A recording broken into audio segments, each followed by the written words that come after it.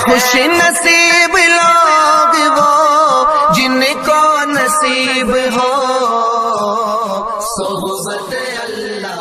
راہ ولی میں وہ تاثیر دیکھی، بدلتی ہزاروں کی تقدیر دیکھی۔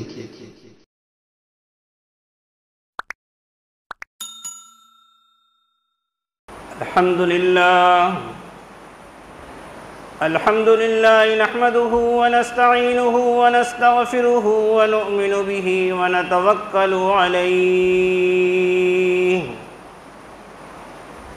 ونعوذ بالله من شرور أنفسنا ومن سيئات أعمالنا من يهده الله فلا مضل له ومن يضلله فلا هادي له ونشهد أن لا إله إلا الله وحده لا شريك له ونشهد أن سيدنا ومولانا محمدًا عبده ورسوله صلى الله تعالى عليه وعلى آله وأصحابه وبارك وسلم تسليما كثيرا كثيرا أما بعد فأعوذ بالله من الشيطان الرجيم بسم الله الرحمن الرحيم وما أصابكم من مصيبة فبما كسبت أيديكم ويعفو عن كثير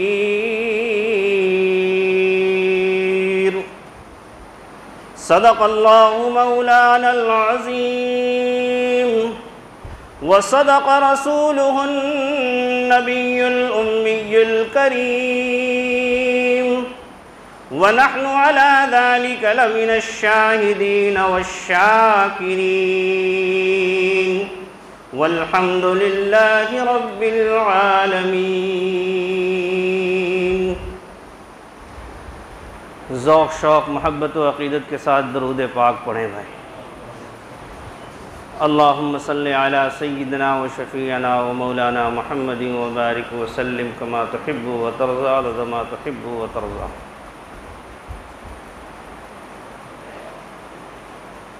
محترم بزرگوں، عزیز دوستوں،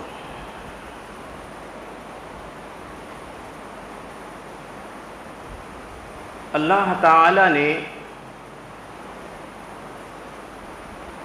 جب سے یہ دنیا بنائی اور دنیا کے اندر انسانوں کے بھیجنے کا سلسلہ شروع کیا تو سب سے پہلے انسان جو دنیا میں تشریف لائے وہ سیدنا آدم علیہ السلام اللہ کے نبی تھے۔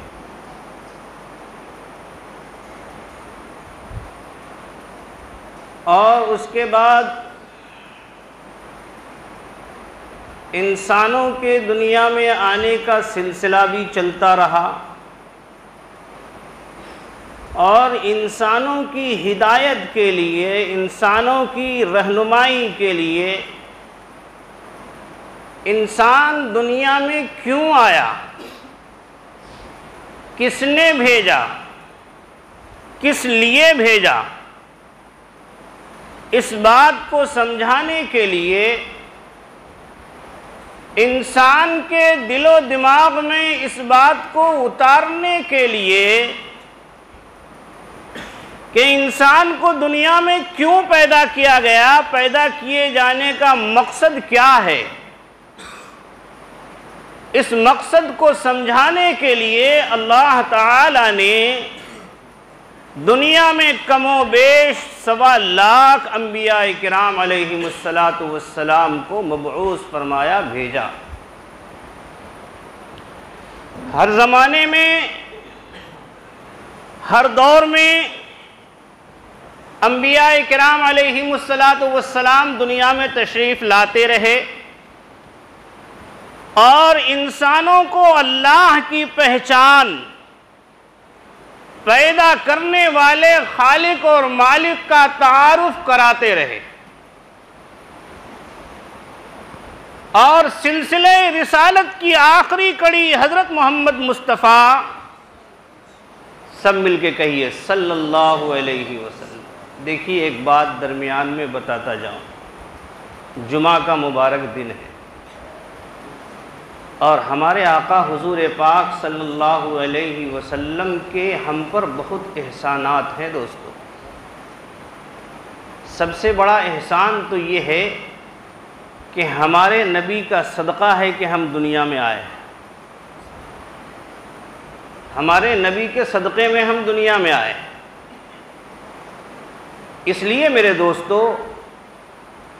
جب بھی ہم اپنے نبی کا نام سنیں، کسی مجلس میں، کسی محفل میں، جلسے میں، دین کی بات جہاں ہو رہی ہو، اجتماعات میں جاتے ہیں وہاں، یا ہفتے واری گشت ہوتا ہے وہاں، تعلیم ہوتی ہے وہاں، جب بھی نبی کا نام آئے تو نبی سے محبت کا تقاضا یہ ہے کہ بے اختیار دل سے نبی پر ہم درود و سلام پڑھیں اور صلی اللہ علیہ وسلم کہیں۔ یہ عادت بنائیں ہم، یہ مزاج بنائیں، کیونکہ میرے دوستو ہمارے نبی حضرت محمد مصطفیٰ، کہیے نا بھائی، ہاں کہیے، دنیا کی باتیں کرنے میں ہم نہیں تھکتے، لیکن پتہ نہیں کیوں اپنے نبی پر درود پڑھنے میں ہمیں شرم محسوس ہوتی۔ نہیں میرے دوستو، اس مزاج کو ہم بدلیں، اور حضور پاک صلی اللہ علیہ وسلم نے فرمایا کہ جو جتنی کثرت سے مجھ پر درود پڑھے گا قیامت کے دن وہ مجھ سے اتنا ہی قریب ہوگا۔ اور خاص طور سے آج جمعہ کا دن ہے، جمعہ کے دن کے بارے میں دیکھیں یہاں یہ درود لگا ہوا ہے، اللہم صلی علی محمد النبی الامی وعلی آلہ وسلم تسلیما۔ مخصوص فضیلت ہے کہ جمعہ کے دن عصر کی نماز کے بعد اپنی جگہ سے اٹھنے سے پہلے جو شخص یہ درود شریف 80 مرتبہ پڑھے گا، فضیلت لکھی ہے، گجراتی میں بھی آتی ہے، اردو میں بھی آتی ہے، ہندی میں بھی آتی ہے، 80 سال کی عبادت کا ثواب۔ میرے دوستو اس میں کنجوسی نہ کریں۔ حضور پاک صلی اللہ علیہ وسلم نے فرمایا کہ جس کے سامنے میرا نام لیا جائے اور وہ مجھ پر درود نہ پڑھے وہ سب سے بڑا بخیل ہے، کنجوس ہے وہ۔ بہرحال میں یہ عرض کر رہا تھا کہ رسالت و نبوت کی آخری کڑی حضرت محمد مصطفیٰ صلی اللہ علیہ وسلم۔ اب ہمارے نبی کے بارے میں ایک عقیدہ اپنے دل میں ہم نقش کر لیں۔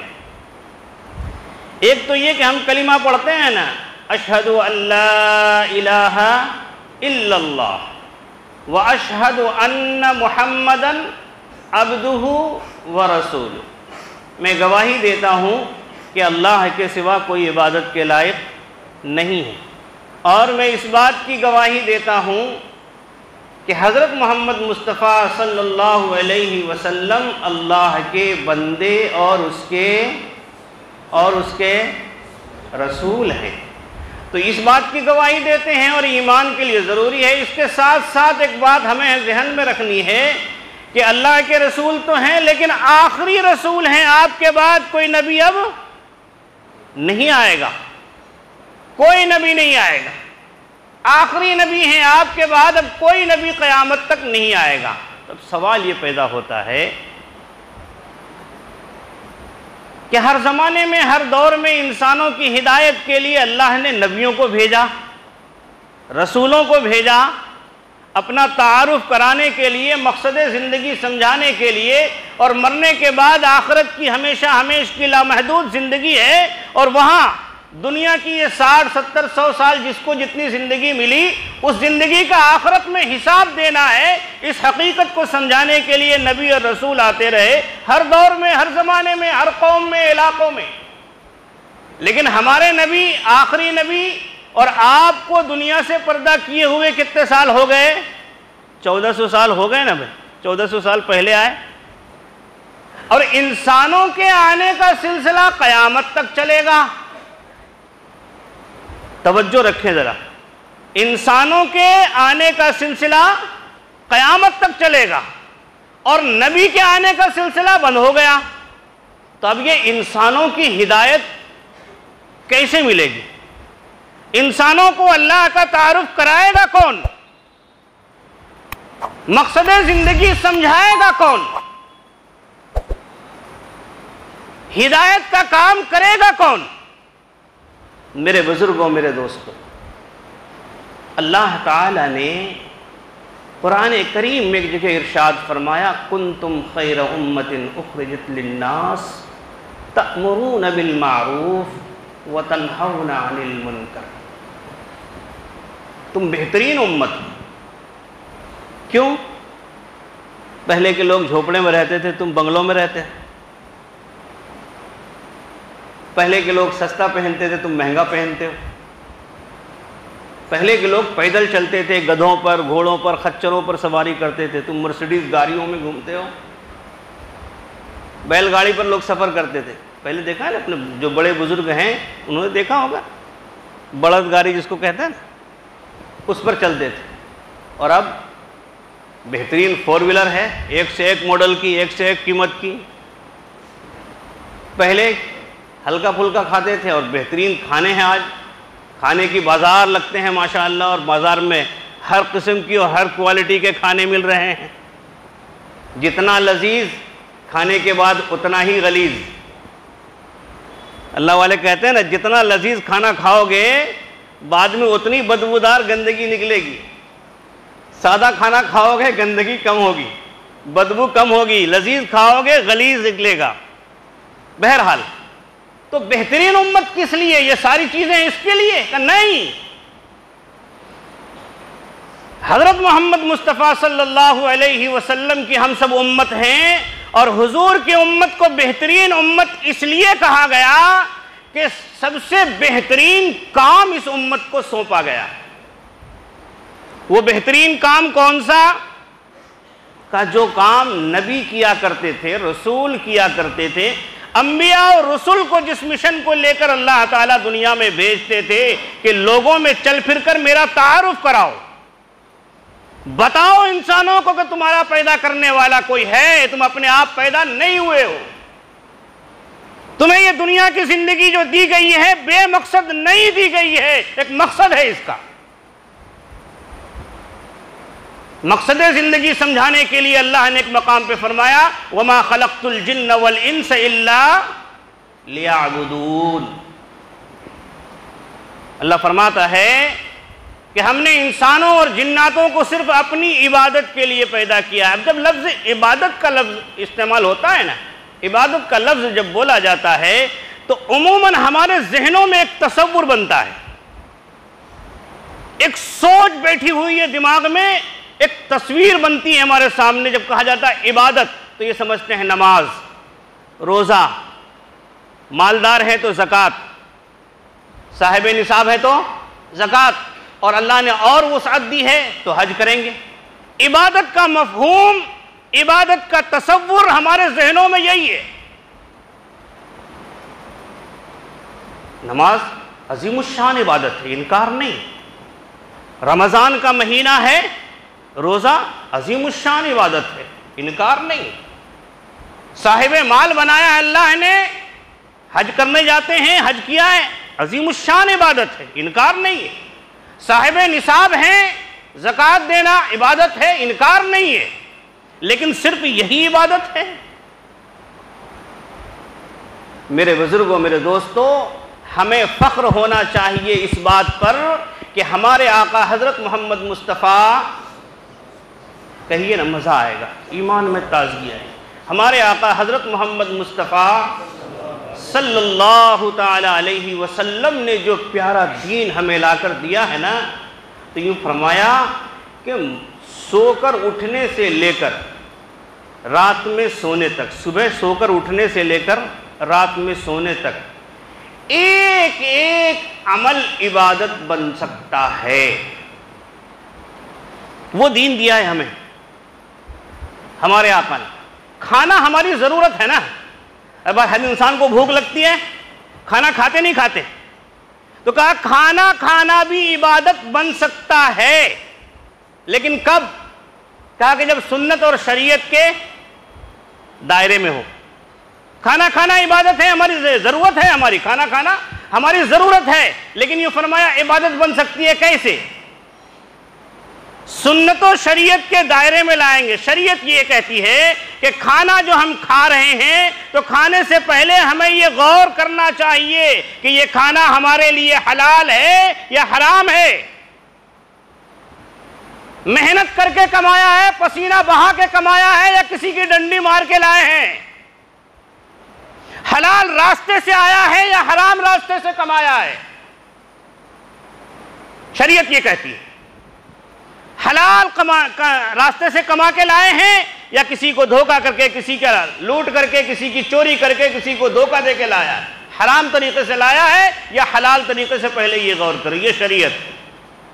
اب سنت یہ ہے کہ کھانے کے جو آداب بتائے گئے ہیں, رزق حلال کمایا, اب کھانے بیٹھے ہیں, تو ہمارے جب اللہ کے راستے میں نکلتے ہیں نا, چلے 4 مہینے کے لیے, 3 دن کے لیے, تو کھانے کے آداب بتائے جاتے ہیں.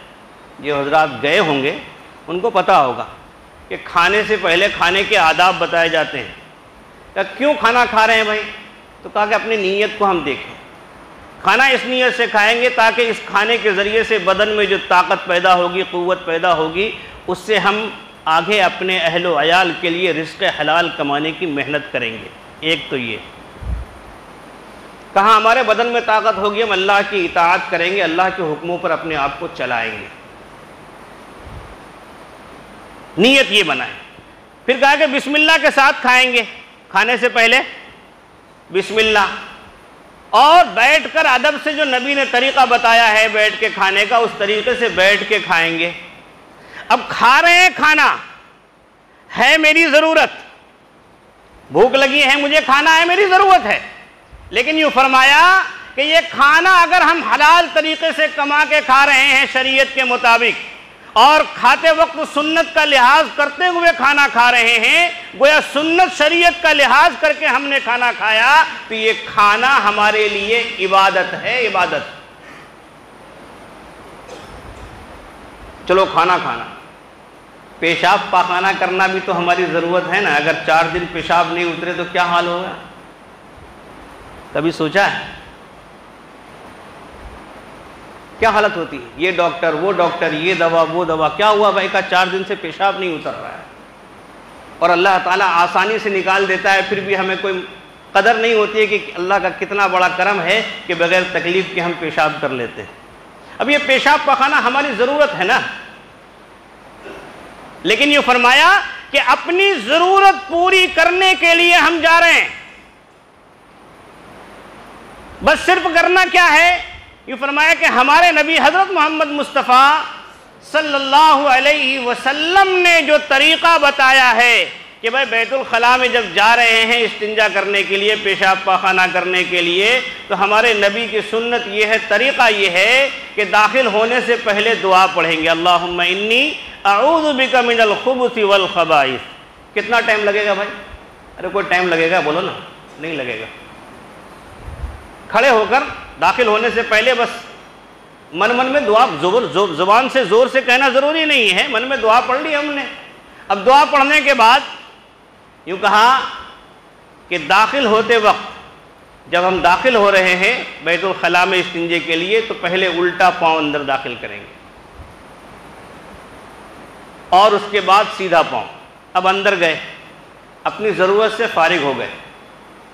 اپنی ضرورت سے فارغ ہونے کے بعد ہم باہر نکل رہے ہیں. اب تو ہمارے نبی کا طریقہ یہ ہے کہ باہر نکلتے وقت بیت الخلاء سے, ٹوائلٹ سے باہر نکل رہے ہیں, تو نبی نے طریقہ یہ بتایا کہ باہر نکلتے وقت پہلے سیدھا پاؤں باہر نکالیں گے.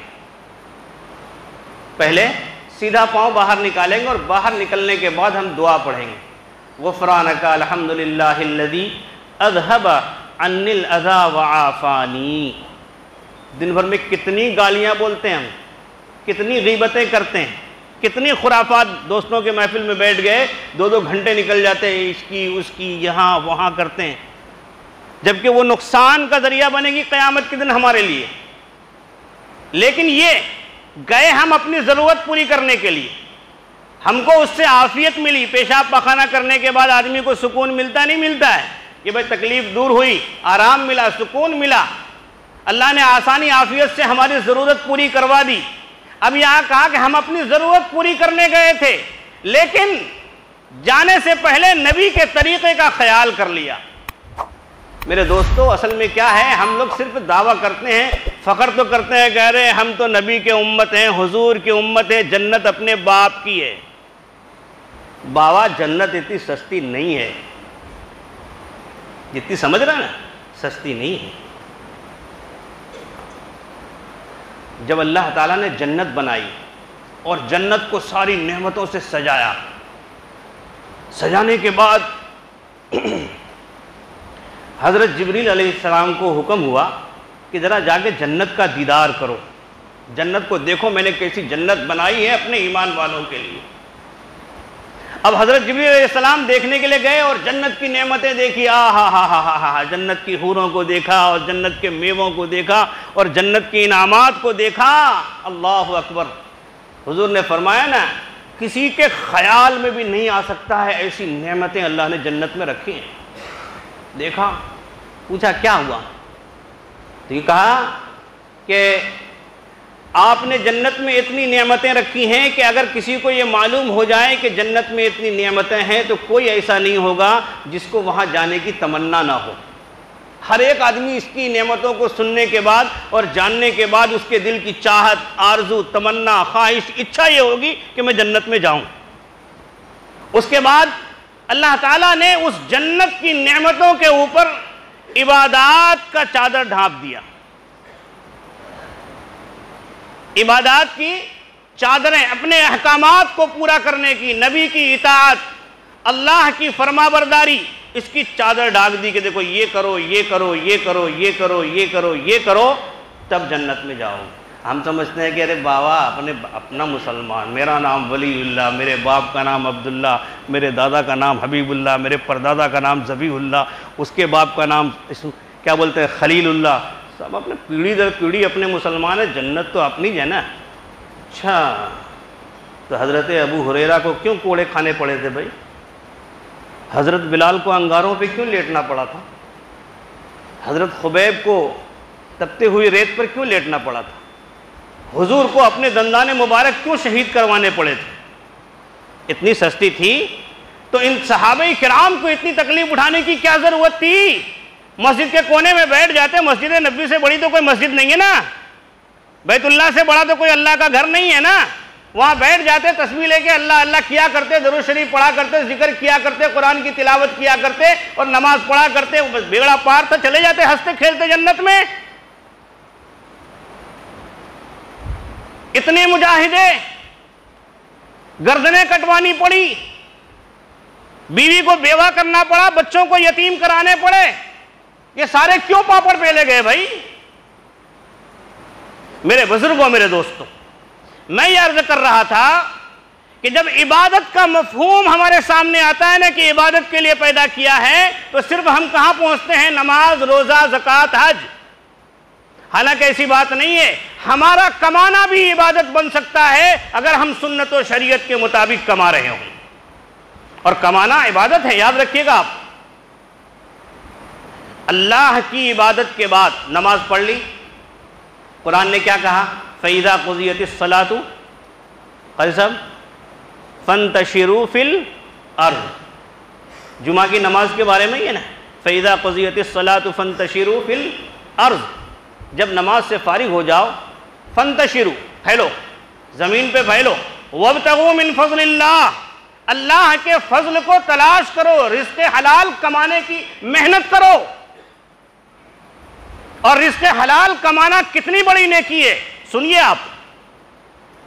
ہمارے آقا حضرت رسول پاک صلی اللہ علیہ وسلم مسجد نبوی میں تشریف فرما ہے.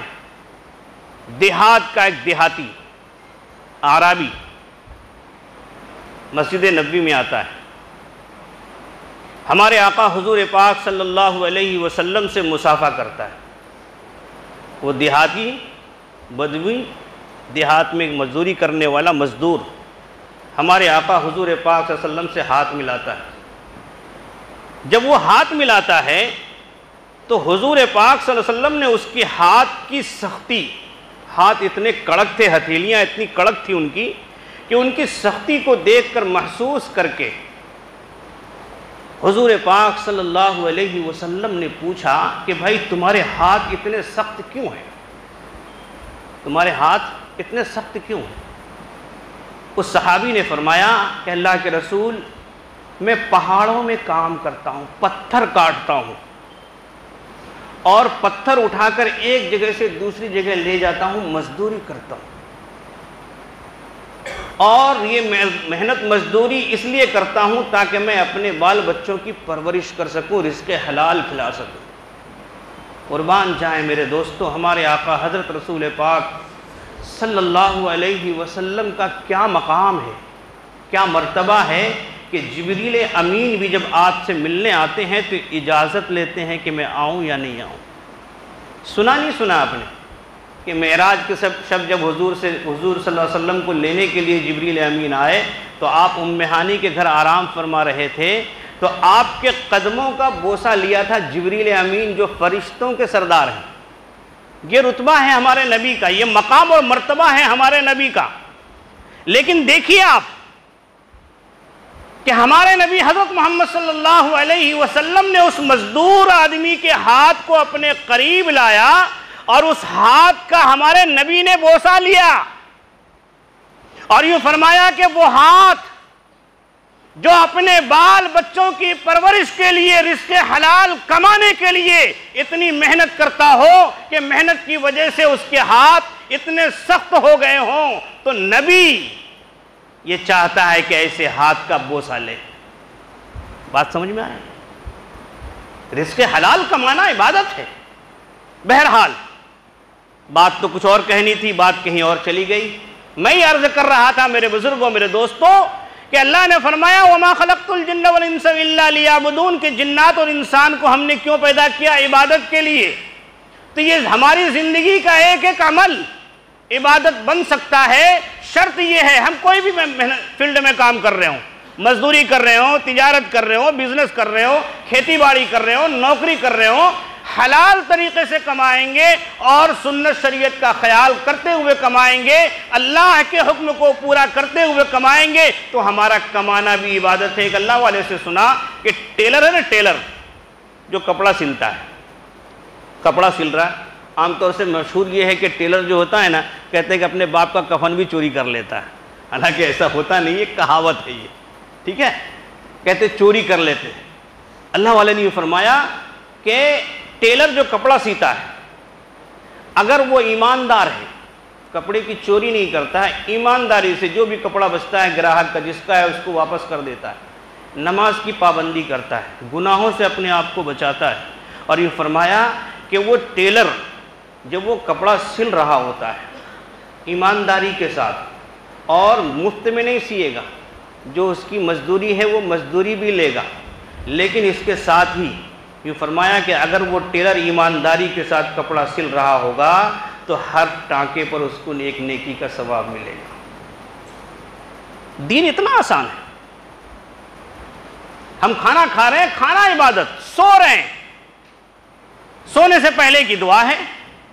اور آج تو دعا پڑھنا تو بہت دور کی بات، تو کان میں لگا لیا، کیا بولتے ہیں اس کو، ایئر فون، اور موبائل میں چالو کر لیا.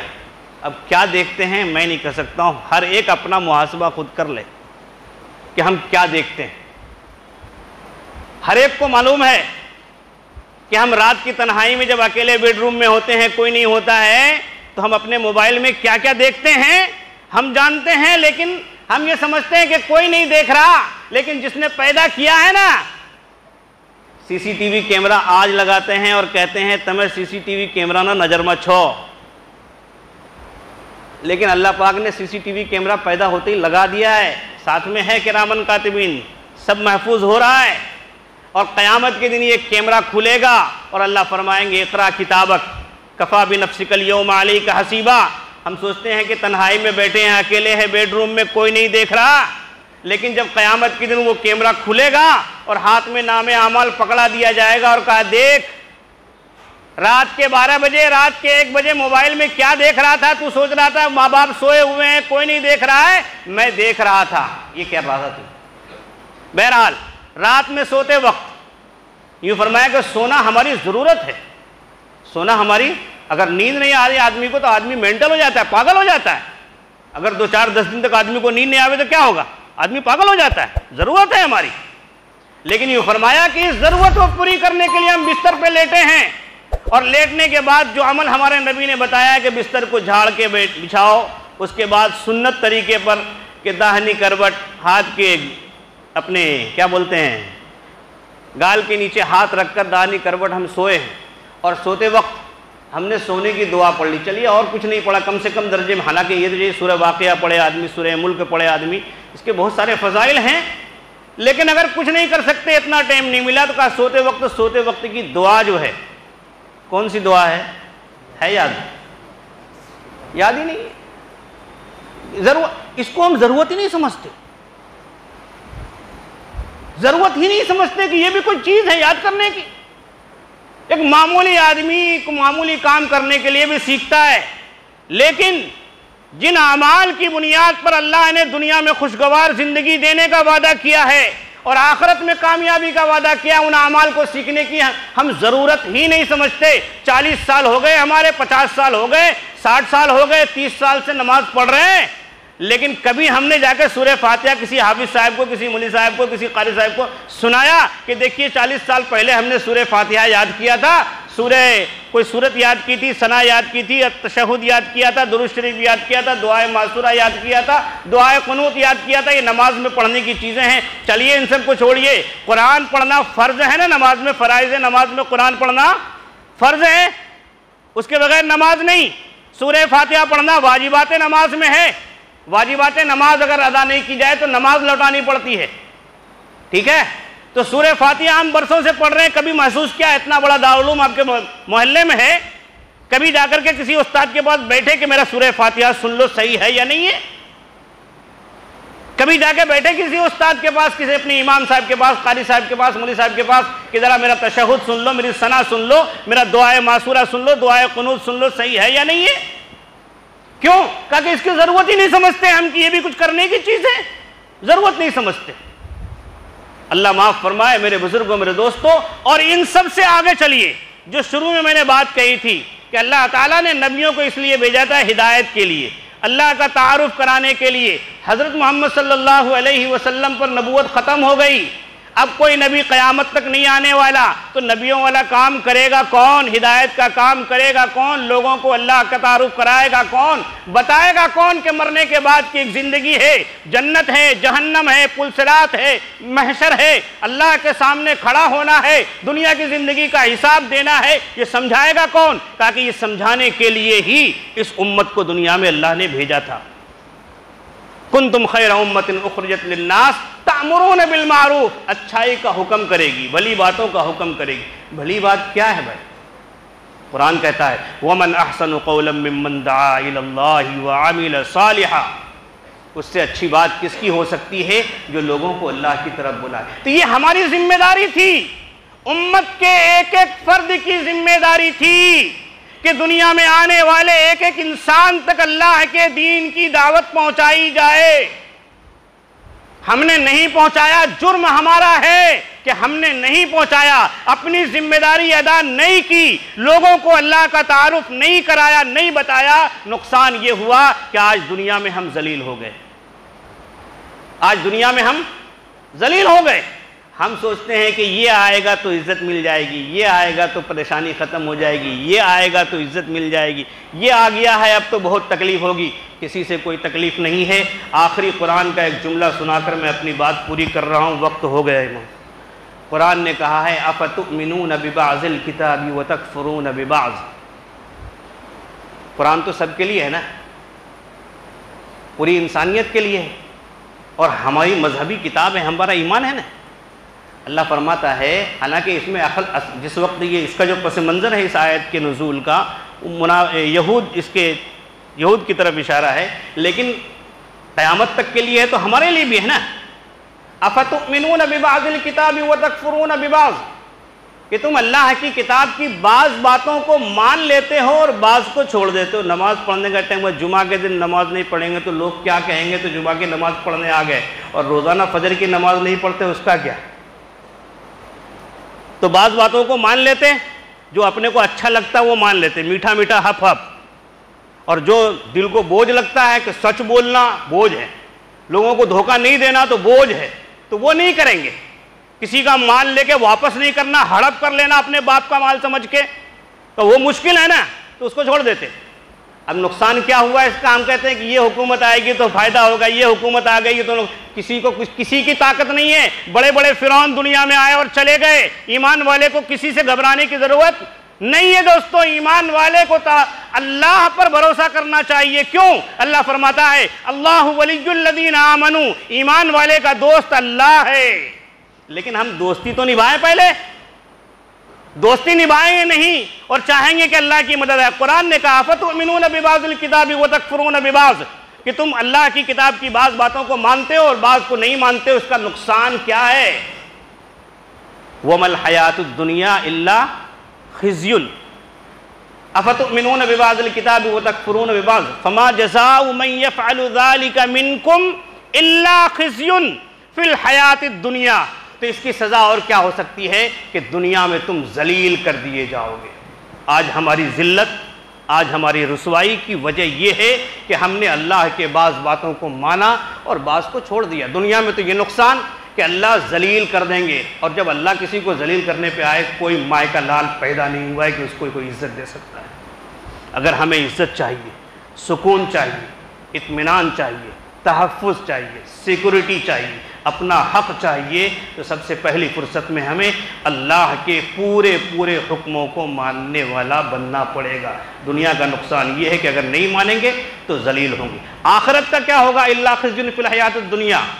آگے کیا ہے قاری صاحب؟